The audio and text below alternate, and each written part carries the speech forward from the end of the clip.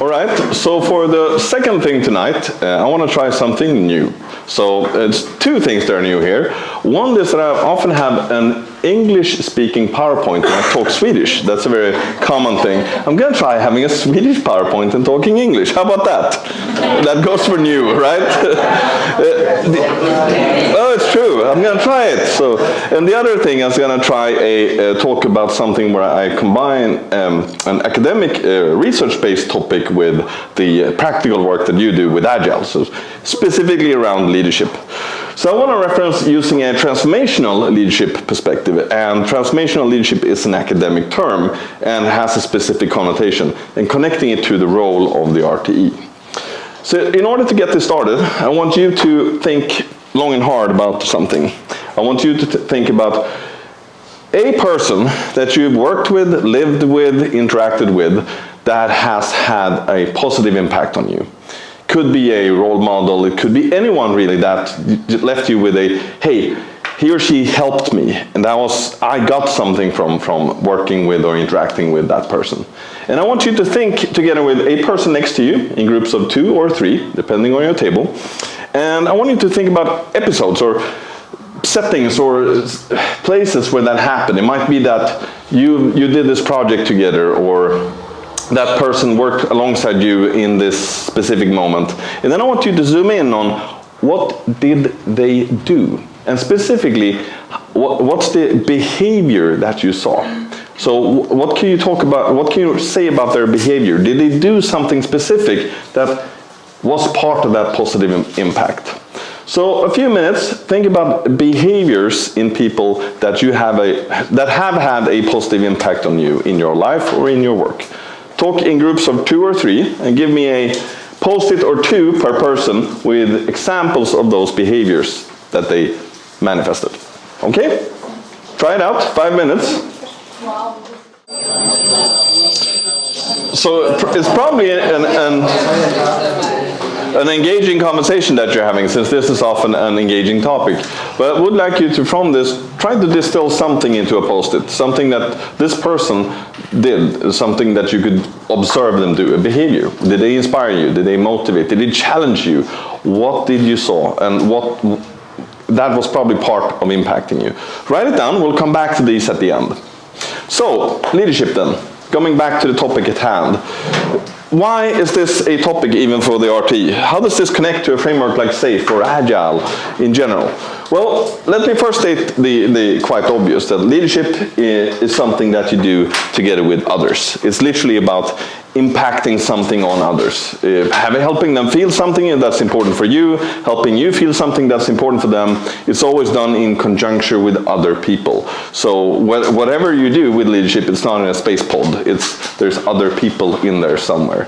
So often it is literally manifesting something from you onto others. This is important, and then helping them understand and feel that that might be important, or creating a context where they can see that that is important. In the context of SAFE, a framework, it's literally the bottom line here says that a leadership function needs to sort of embrace a lean agile view on things for this to work. That's a pretty bold statement, and I'll be very honest. I haven't really seen it work that well without it. In the few instances where I've really seen this really bloom, when I go back and go like, that went fast, I often find a man or a woman or a group of people that together represent this. We can lead here, which doesn't always mean managing, having stripes on the shoulder. It often means just, I'm a person of interest here, someone that people listen to. And I think that these new agile ideas are relevant for us, thus imparting leadership on them. But if you click that article, you don't really get that far. Have you tried it? It's a good article, but it's really short. And you open it up and it's like, yeah, it says more like, it's important, you should do this. And I'm like, but what is it? How do you do it? Like, good luck with that. It says like, you should lead with emotional intelligence and think agile. Yeah, about that.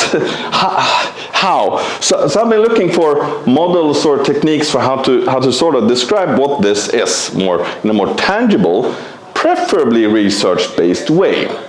So before we dive into that, I just want to touch on this first. The RTE. manager or chef in Swedish, or leader, or maybe both. So let's start with that. What do I mean with the word chef or manager would be an appropriate thing? What do I mean with leader? Could you be either or? Could you be both? Any ideas from you? Both, probably. Do you need to do both? Could you skip one of them? Yes. I just want to challenge you there a little bit. Let me pull this up here. So with chefskap in Swedish, or manager, that literally means the organization has appointed you to something. There's a little bit of, here is some actual mandate or power around this topic. Meaning structure, processes, whatever that is sort of more firm. So in a larger organization, this needs doing. Even in a smaller one, like a marriage or a Scrum team, this also needs to, should we have sprints or not? Well, that's a managerial sort of decision. We've said that we're going to iterate the solution. Yes, that's a managerial, that's a chefskap. We're not going to build a big batch and throw it into the market. That's not how we work here, implying chefskap or management. But then you have all the other stuff, relationships, humans, people, connections, motivation, wanting to do something, leadership. So yes, this is needed, steering, heading somewhere, but this needs even more love. So as an RTE, there's some of this that falls in your domain, like how do we work here as part of this agile release train? Someone says, I don't want to iterate the solution. I just want to build it and ship it when I'm ready. Then the RTE goes, yes, you may do so, but at another company. Here, we iterate the solution stepwise and deliver it continuously. That is how we work here. Because I'm RTE, literally. But then there's a ton of other stuff. Do I want to be here? Do I understand the context? Can I connect to people around me? That's also part of the RTE job. So the RTE has managerial bits in it, but there's a plethora of potential around leadership here. And you don't have to be a manager, appointed chef, to lead. You can be only here, but in the specific role, you would have to combine both. So, open question then. When you lead, where does the leadership actually happen?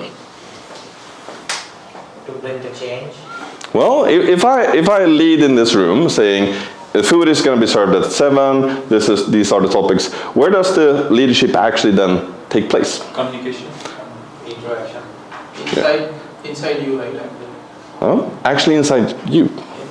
So the whole point of leadership is that unless you do something with it, there is no leadership. Then I've just stood here, uttered some crazy words about food and structure and ideas, but you were like, whatever, which meaning leadership didn't happen. So it's sort of like, I don't know if you ever written a play or played theater.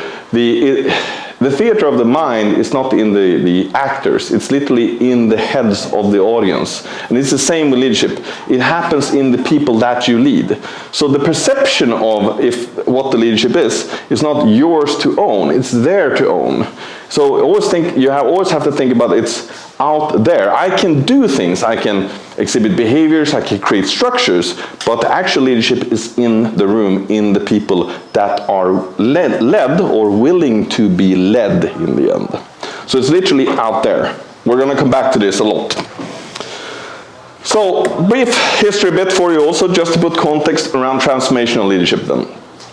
This is a topic that's been discussed over the centuries even. You can go back to even Plato, like before Christ was born even. He'll write about ideas about imparting on others and acting with others.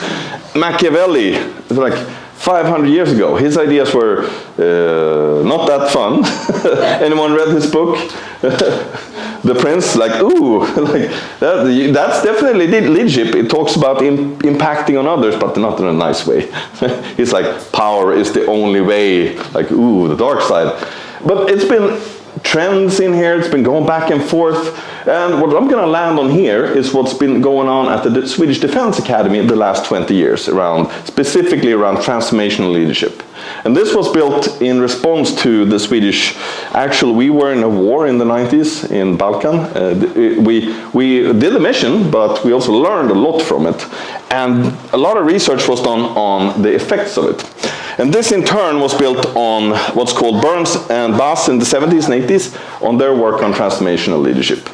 The overarching trends the last 100 years or so is basically the whole notion of beginning of the century where in general leadership was seen as something inherent to a person. It was embedded in your personality. You either had it or you don't. You were literally born with it. That was the dominant view back then. And then mid-century, it's a lot about there's different styles. You could do either this, there's authoritarian leadership and there's democratic leadership and so on. Very trendy. And then the last end of the century, there's been a lot around the context is king here. So you need also to bring in where are you, what's happening around you.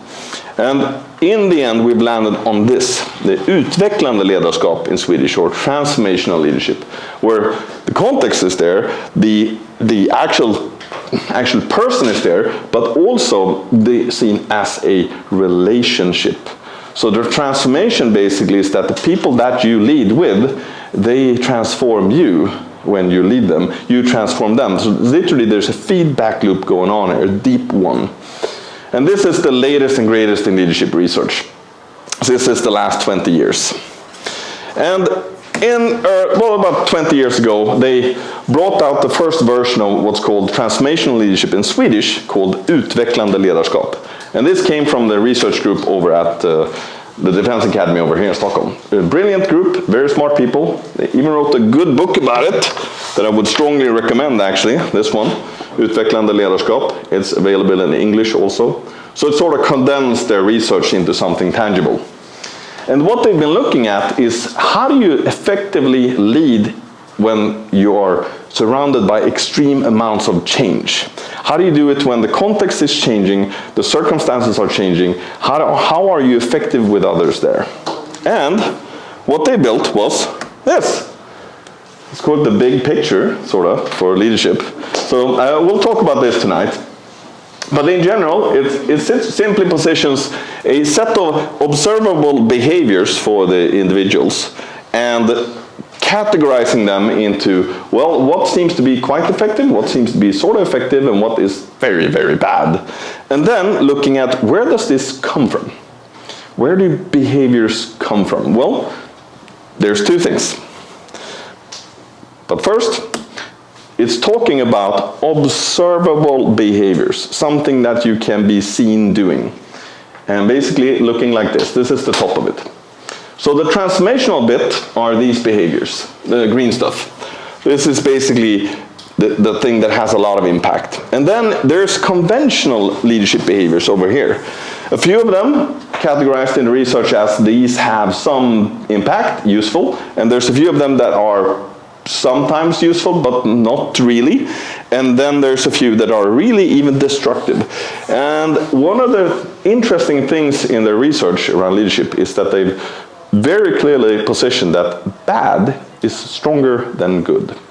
And I think from the research, actually 5 times stronger, which is super scary. Because actually, these behaviors, we'll talk about them soon, the destructive ones, when they are actually done, when they're performed, the damage they do is so massive that you can't really make up with it with this. You have to make up with it a lot with this. Because this is not really classifying that versus this. It's saying, here's behaviors that we might manifest, and we're talking about observable behaviors over time. Here's where the weight should be. Be very careful down here. Yes? I just cannot help thinking about parenthood here. Oh. It's a classic leadership situation. And it's really also many parents doing this kind of. Yeah. And you're not, I have 2 kids, so, and I'm not the perfect parent. And just the other month, I had this meltdown with my son who had a meltdown, where literally I just went, so I was really angry, but I slammed the car door and walked away for 2 minutes, like, oh. And then I went back, because I was down here. Literally, I was angry. And then I had to sit down and I was like, sorry, like I was just super frustrated, just like you were very tired and frustrated. And the problem is not me doing it. It's if I do it every day, it's a huge problem. If I do it too often, it's a huge problem. Once or twice, maybe not such a big problem if I have more here. So parenting is not about being the perfect parent.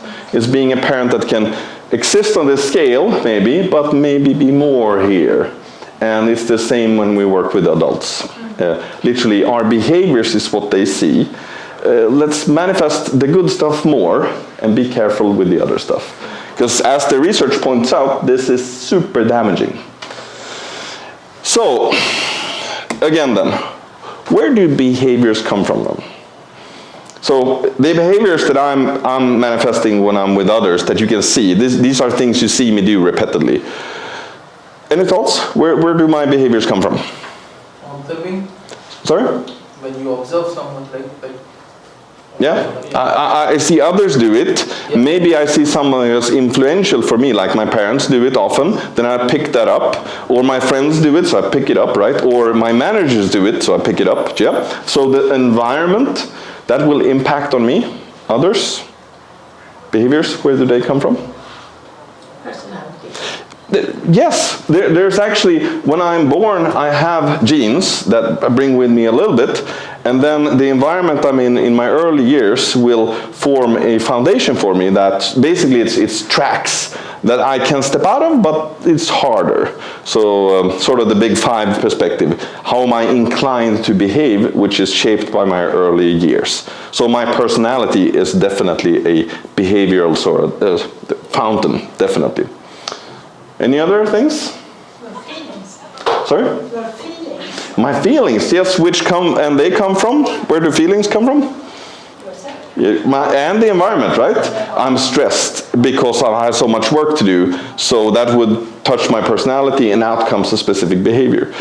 How about the context then? Like, I have a specific way of sort of like a roundabout versus a cross-section. That physical infrastructure drives two different sets of behaviors. When I enter a roundabout, there's no green light telling me when to go in. I have to be careful. In a cross-section with a green or red light, I watch the boss and then I follow it.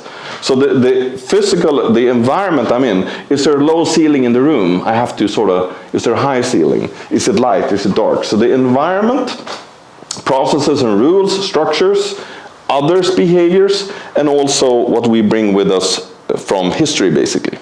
That's sort of the fountain of the behaviors. And if you look at the research, they call it the leader and the surrounding world. Two legs to this, basically. And this is basically basic sort of physical, psychological, who am I things, like am I tall, am I short, do I have a lot of muscle, don't I, do I have a lot of stamina?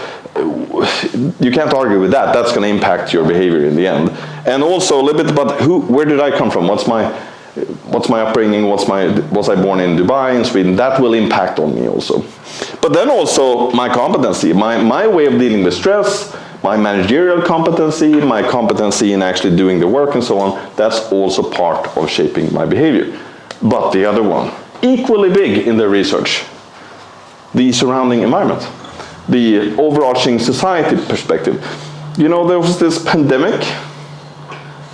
Yeah, did you notice that it changed a few behaviors?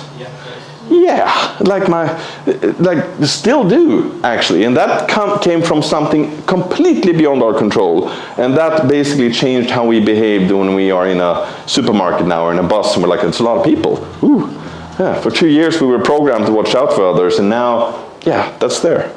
If you're in an organization and there's inflation going on, that might impact how the organization behaves. Suddenly you have to, we're losing people because we can't afford to have them. So that will impact. And also, the physical structure around the organization. Are we organized alongside customers or departments? How do we budget? How do we follow up? That will also drive behaviors. So it's the person, but equally much the environment. Both are places where environments come from. Behaviors come from.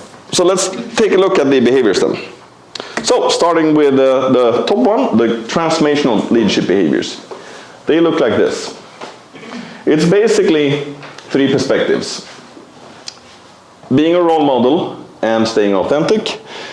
Personal care, being able to see the people around you and working with them actually as humans. And inspiring and motivation. So those are the three behaviors. And this one, if you're looking at role modeling and staying authentic, it's literally about being transparent with what sort of foundation do I have for the things I do? What's my values that I work from? Are there any? And what are those? I have one, for example, myself. I try to treat others as I would like to be treated myself. That's a deeply held thing that I have tried to hold true in every interaction I do. It just comes from my probably upbringing or my personality maybe. And I try to make that visible. I try to make it seen so that people can sort of understand who are you in this context. And if I want someone else to do something, I tend to do it then. So I model the behavior I want to see. And I just don't talk about it. I try to show instead. That's a transformational leadership behavior. And also responsibility. Taking responsibility for what we're doing. If things are going bad, I don't say it's your problem, it's our problem. Literally, I'm here, let's do it together. Transformational. And then also being able to support. So when someone is going through hard times, I try to be there for them. But equally, confrontation. When someone is doing shit, to be honest, I have that conversation. Like, what's going on? How can I help?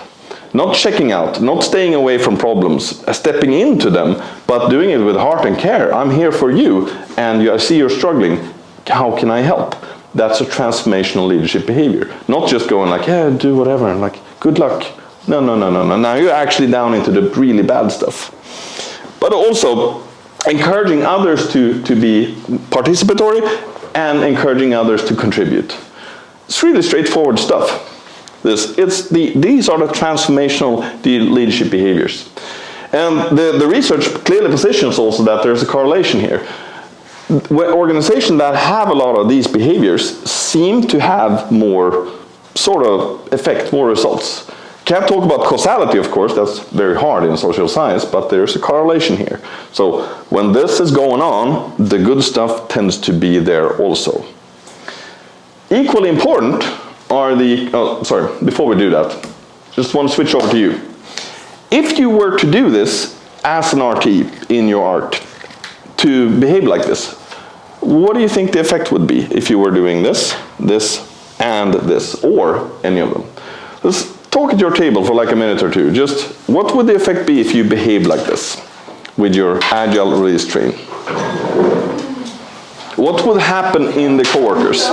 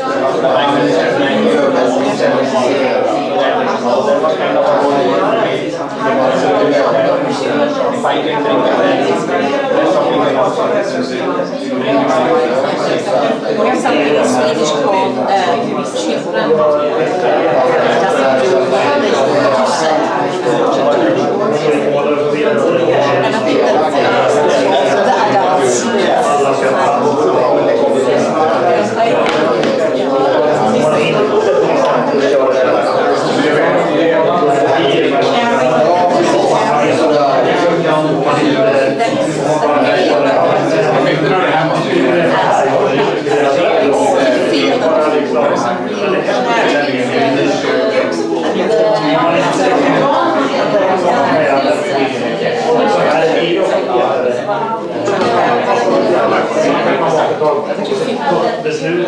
Ja, men okej. Ja, jag får vad du säger, men just idag måste vi faktiskt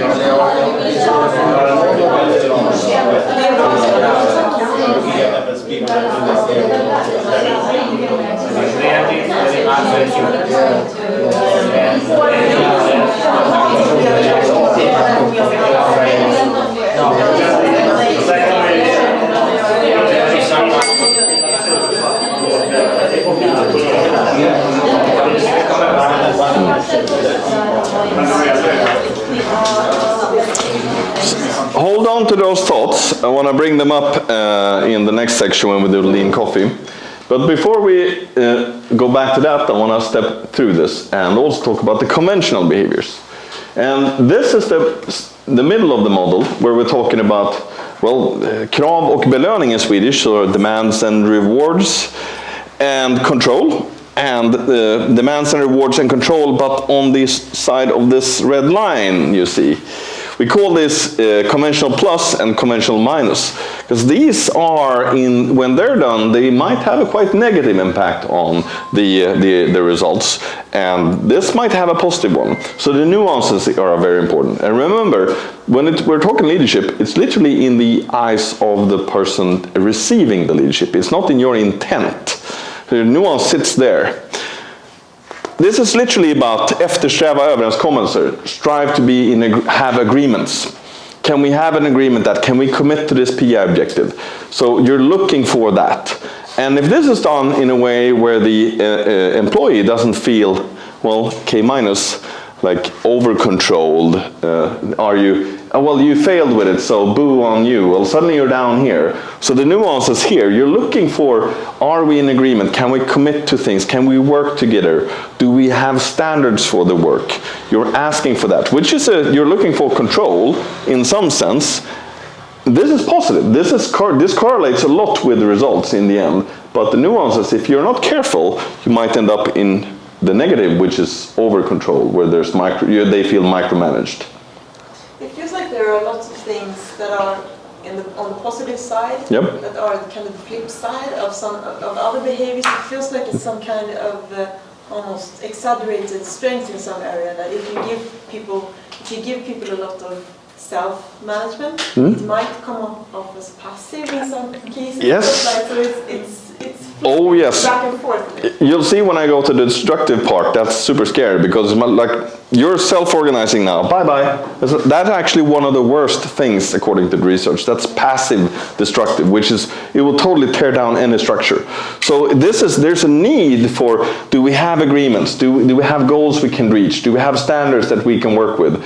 But there's also a need for the employee to feel, or the coworker to feel, like I can impact that, I can be part of that, and I can have a voice in that. If they don't, then you fall down here where they feel over-controlled, and yes, I'm gonna deliver the sprint goal so I won't get punished by you.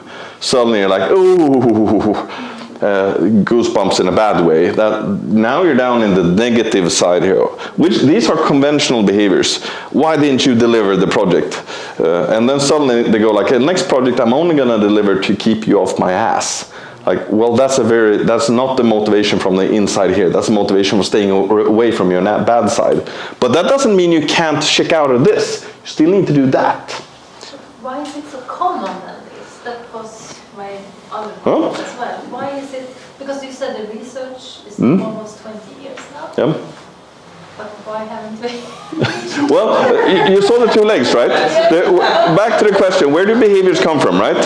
So one is, there's definitely something you carry with you, personality, life, sort of your skills, but the other part, equally big, is the environment.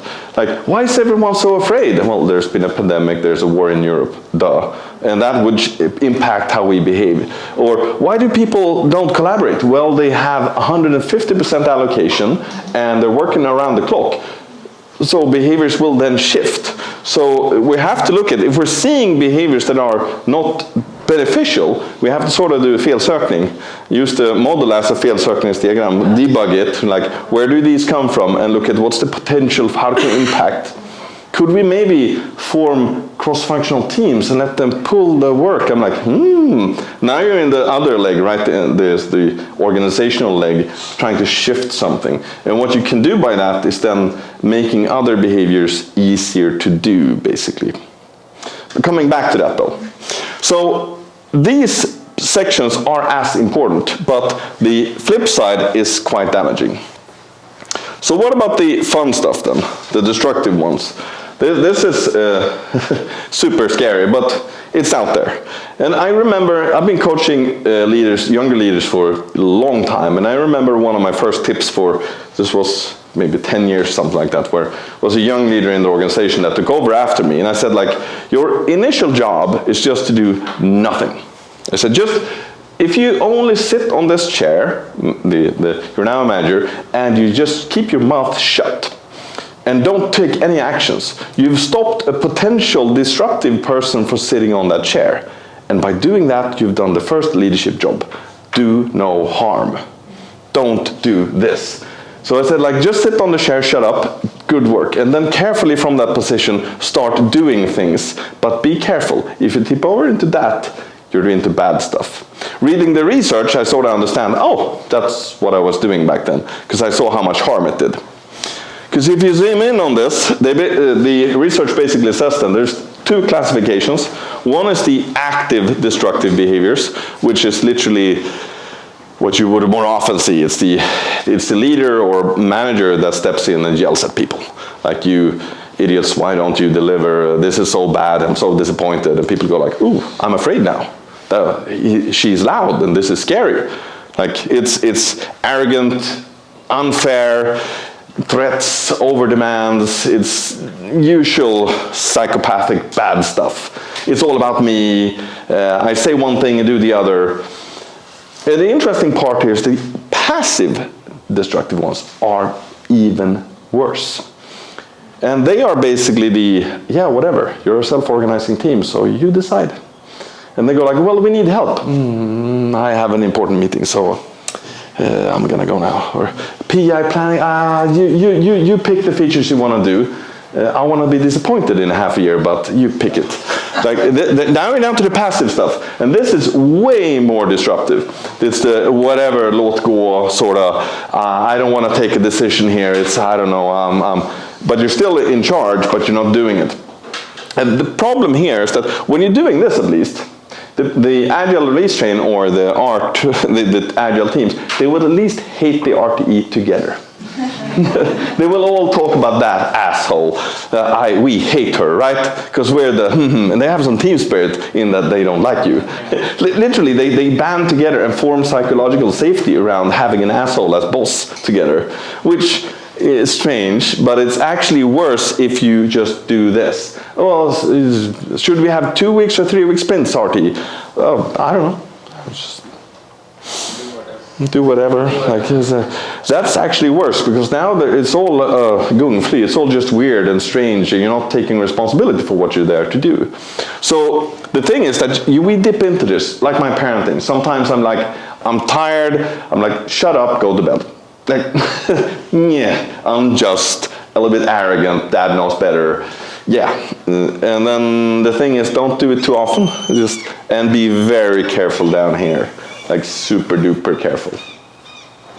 So what do we do with this then? Well, when we do this, when we shift upwards in the model, when we sort of try to focus our behaviors up here, we're changing, by doing that, we're changing how we interact, but we're also changing the inner theater of our employees. I'll show you. Down here, when you're in I'm gonna punish you, I'm gonna be angry with you if you don't deliver. Now, this is how you do it, this is how you should do it. And down here, literally like, why didn't you, I'm so disappointed. This is a one-way conversation, like I had with my son. Like, I am disappointed, you should be doing this. And he's just like, I can't talk now, like, it's all you. The thing you do when you shift upwards, those behaviors, you are sort of creating dialogue, but it's just up there, because it's like, the nuance is important here. You're saying, are these the right PI objectives? and they say, we don't want PI objectives. Like, that's not part of this dialogue.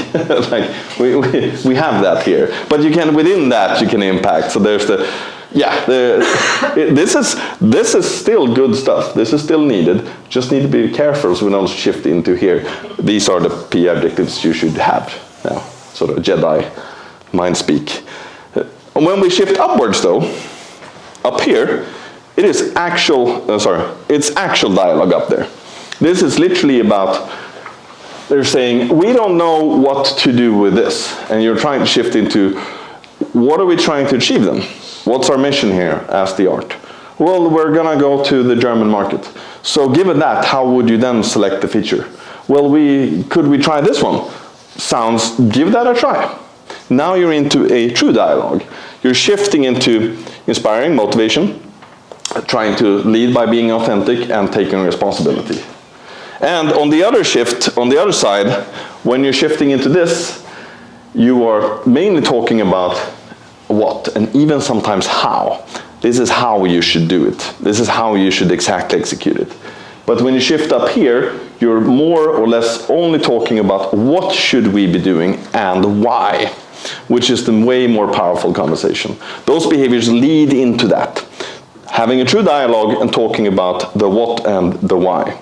And by doing that, you then unlock something very powerful, which is, again, the inner theater. The motivation then comes from, I want to build that feature for the German market because I've been allowed to impact the work and I've been allowed to think about it and talk about it. If I'm shifting to destructive or the negative conventional behaviors, I'm doing it because you told me to, which is semi-effective. Because, I mean, if people want to do something, they do it better. So here's the research is quite clear that the more positive conventional behaviors and the transformational ones are a pull and push for the motivation coming from the inside of the people doing it. So let's take our behaviors then that we wrote, your post-its, and I would like you to see if this works and to put it on this model. So I'll steal a post-it here and see if they actually stick on this. So the thing you wrote on this post-it about the behavior of the person that sort of helped you, that have a positive force, where would you put it? Was it here? Was it up here? So come on up and put it on where you think it belongs. What style was it? Was it transformational, conventional, or was it destructive? And I also want to point out here that above the red line, it's all good stuff. It seems like the transformation is like, oh, that's the best. I'm like, well, it's not that simple. This is as needed. We just need to be careful when we dip in here that we don't do it too often. And basically, the model is talking about observable behaviors and the frequency of those over time. So 7 out of 10 times I'm up here, fine. Sometimes I shift into here.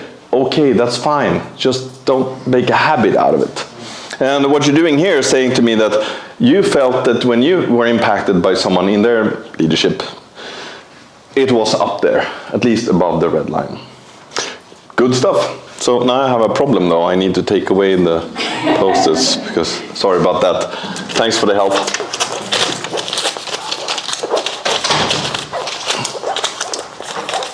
So, what do we do with this? A few small, of course not super special, but straightforward tips. As an RT, well, I would strongly recommend starting here. It's Swedish, it's research-based, it's performed and done by a team that sits within walking distance or bicycling distance of this house. They're great. Gary, who is the professor at the university, is super awesome. It's an easy, accessible read, and really most of it is very tangible and applicable in the role of the RTE, I would say. There's a good training built by actually the Defense Academy, UL, Utvecklande Ledarskap, which is super valuable.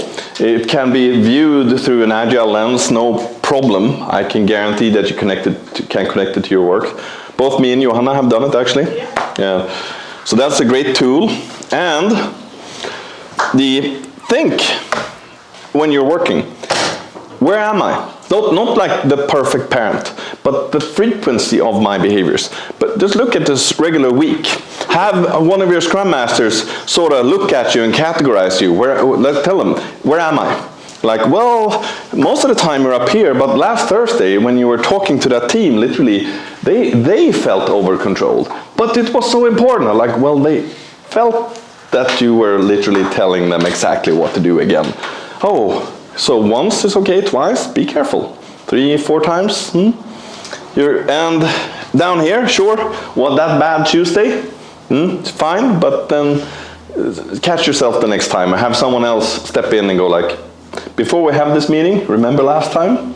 Like, don't do that. In my family, I do it with my spouse, of course. Like, we talk about parenting every Sunday together, and go like, what happened this week? And I go, you remember Tuesday? Like, stay away from that next time. Looking forward again. So think about the frequency of your behaviors, not the perfect one. And then debug, work with both bones. When you're seeing like, why am I doing this? Like, why am I dipping into where they feel they are over-controlled? Is it because of this? Maybe it's because I am super stressed. The solution then might be to, well, I need to have less work on my shoulders so I can stay out of those behaviors. Or it might be that, well, there's a pandemic, I have to accept that, but I can maybe have a mitigation. Or are there structures, are there standards around you that we can shift? A very classic behavior management tip from our personal life is by a friend Gisela, who researches self-management. And she, in her book, she calls out, if you want to stop eating ice cream, don't trust your discipline in staying away from the ice cream. That will work on the nice days, but not on the stressed or sad or extra happy days. She says, don't have ice cream at home at all, because you now increase the threshold of, I want ice cream, and I'm like, I have to walk to the store. Like, skip it. So basically create an environment, a system around you that will prevent you from dipping into these even. So don't trust only I will shift my behaviors because I'm so awesome. That science says doesn't really work.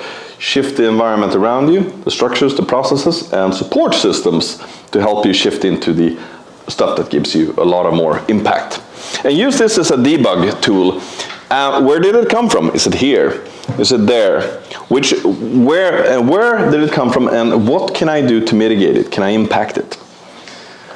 So that's basically it. That's transformational leadership in Swedish, utvecklande ledarskap. Thank you so much.